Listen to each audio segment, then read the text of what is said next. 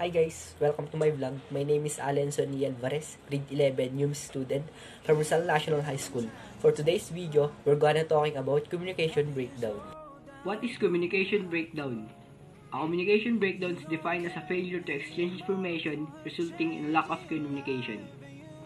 How do you ever experience when you're talking to someone then someone interrupted you, or when a foreigner talks to you then you don't know what to say because you can't understand him? This failed conversation is called communication breakdown, occurs because of some certain barriers.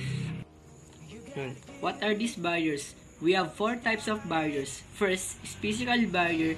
It is also called psychological barrier. Physical barriers are the natural environment conditions that act as a barrier in communication in sending the message from sender to receiver. Example, our car horns or even your neighbor's dog.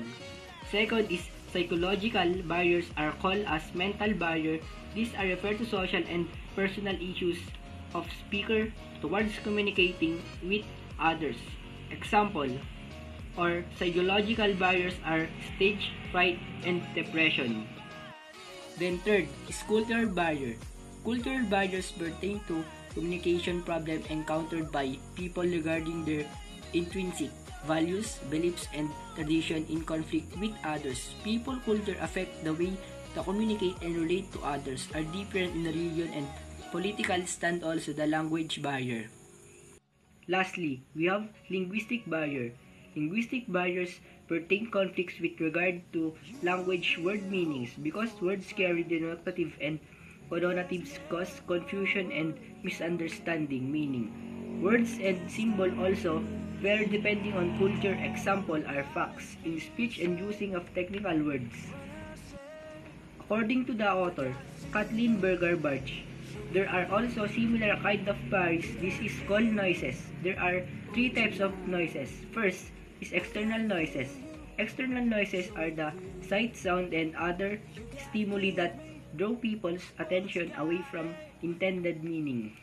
Example are a loud horn or even a lighting. Second is internal noises are the thoughts and feelings with meaning.